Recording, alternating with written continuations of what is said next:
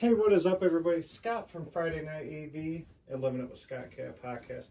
How you guys doing today? And thanks for hopping on for one of our mini episodes where we're taking certain things from the hobby that we get a lot of questions on, taking 8 to 10 minutes to try to explain something or answer some questions we get. One of the biggest questions that we get is subwoofer calibration. How important is it? Why do I need it? Is my auto calibration good enough? If I have multiple subs, why can't I just use a bunch of Y connectors since they're all just a 0.1 and it's only just LFE content? Some people just want to use 2, 3, 4 Y connectors that got multiple subs. And so in this video, I just want to kind of show how important a calibration is. I'm not going to show you how to do a calibration. There's multiple outlets for that. Home Theater Guru Stephen Smith is a very good detailed teacher. They're teaching you how to use RU and mini DSP and get your system dialed in. For the DIY guys, if you want to learn to do yourself, I calibrate everything myself. I just like to custom tailor certain things to the way that I want to do them. If you don't want to mess with that, then there are remote tuners that can actually log into your computer and control their system and dial everything in.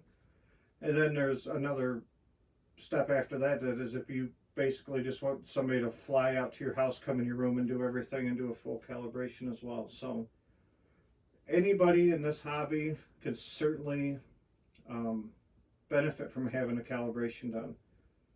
No doubt. A small system, medium system, large system, it's beneficial in so many ways, especially if you want to run multiple subwoofers. And we all obviously like the base experience, especially if you're buying 2, 3, 4 subs. Obviously you're looking for a more intense, a more balanced, a more impactful experience. And that's why this is important. So on this video, I'm just going to show you ever so slightly what just small changes in time alignment, stuff like that, can do to your system. So what you're looking in time alignment is like when you use a mini DSP or anything like that, to where you can adjust the subwoofer activity. So I'm not even going to get into like PEQ and EQing and gain matching, level matching. All that is certainly very important too. I just want to show you guys just how important, and quickly in this short video, of why you need, and it isn't a one, it's certainly a need for the best experience possible. So what you're looking at right here, I ran this sweep just before I started this video. This is my room from the main seat. The camera's placed right in front of the microphone right now. Well, the microphone's back a couple feet by the headrest, but so I just ran this sweep. This is from one of the main listening spots. This is my 10 to 100 hertz. So, you know, the sub region, which we're talking about today. So this is my room fully calibrated. I did myself through multiple mini DSPs. So what I'm going to do is I changed all the values to 0. So this would just be like if I had the subs on a bunch of Y connectors. Nothing has been changed in this. I took all my calibration out of this mini DSP. Now I have multiple mini DSPs. This is only controlling 4 of the 8 subs. So when you see this next sweep, 4 of the subs are still in calibration. So it would even look worse if I took those out of calibration too. But my point here isn't to show you how bad it is, but this is just, so basically this one was at 10, this one was at 7, and both of these were at 0. And then I took these 2 subs out of calibration here. So now we'll run a sweep and compare it to my room being fully calibrated.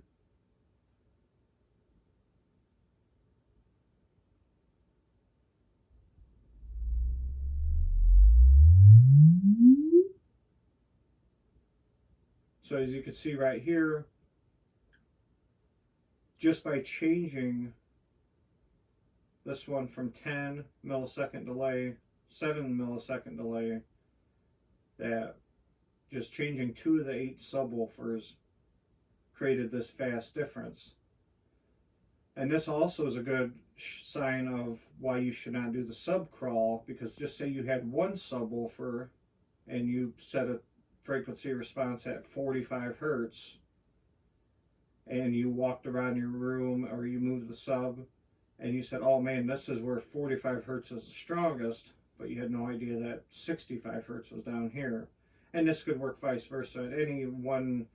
This is why RU, even if you don't want to do a full calibration, RU's I mean, it's free. They accept donations, which reminds me, I should probably make another donation. I donated $50 like 20 or 30 years ago.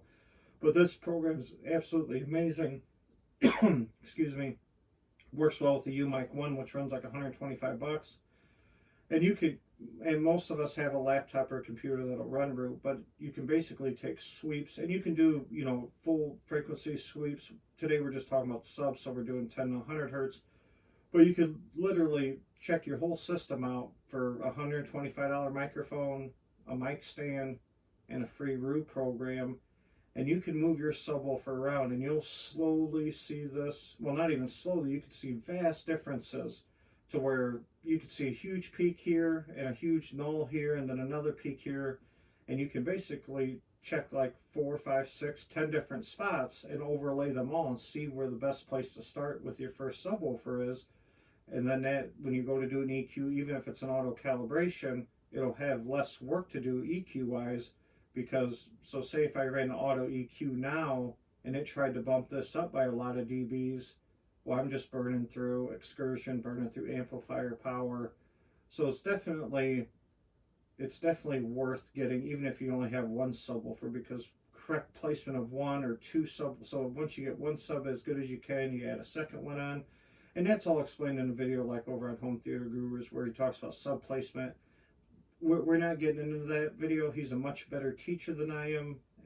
This is just an informational video to show you why you need a calibration. And then, you know, your remote tuner would handle something like this as well too, and explain this to you. Or if somebody actually came in your room, they would do all this as well too. So basically, so we can show both. This was, the blue line is my room fully calibrated the way that I like my room to sound calibrated. That's my custom calibration. And the green line is just taking 2 subs off of that calibration. Subs are fighting against each other, which decreases your overall output, and obviously create, I mean, you know, here, 77 dB, and right here, you're at 93, you know, so you're losing like 15 dB because at this frequency, subwoofers are just fighting against each other. So this right here is just a very rough way for me to show you guys that calibration is key, especially with subwoofers. It is with any speaker too. It certainly is, and we'll discuss that at a later video at a later date. It's just I get asked a lot, and I have other mini episodes coming about the butt kickers and my experience with butt kicker, Crosons, and any seat shaker, very near field subwoofers, about the Anthem preamp. There's a bunch of more mini episodes coming up. It's just I get asked a lot about subwoofers, so certainly educate yourself, learn some stuff about subwoofer placement, subwoofer calibration, and if you just don't have the time or the want to learn to do that, which I can appreciate that as well, then certainly it's worth paying someone to do this for you. It can be done yourself. There's a learning curve in just learning some of the software and the programming, and but if you don't want to mess with that, certainly. Some auto calibration does a decent job depending on what your auto calibration is, but they can still have mistakes, especially in these ranges like 70, 80, 90, to where they're trying to cross over your mains to your fronts. Delays and distances get missed, and you can have huge dips here. If you're going to do it yourself, certainly get root and see, because you can make a lot of positive changes yourself, or your calibrator will certainly get that straightened out for you too, because we're all in this hobby for the absolute best experience possible. So this right here, if I didn't have my subs calibrated, I'm just adding subwoofers for nothing. I run 8 subs in this room. 2 of them I just turned the calibration back to default, no time alignment, and look what it did. If I did all the other ones, it would even get worse. Why spend all that money and all that time and set all this stuff up if you're not going to get the absolute best experience that you can? Because I believe that's what we're all in this for. So anyway, guys, like I said, I just wanted to take up about 10 minutes of your time. It's so much easier to show on a video than it is to try to explain this to everybody. A lot of you guys already know this, but for the people that didn't and have been asking, I think we had like 14 questions on 14 or 15 questions was warranted enough for me to make a video on. So like always, guys, appreciate your 10 minutes. If you enjoyed these videos, these mini episodes we've been doing, like, subscribe, hit your bell notifications. We certainly appreciate the support. And of course, to all of our Patreon members, you guys rock. Got a new video dropping for you guys as well shortly too. Enjoy your Sunday, and we'll see you guys on the next go around.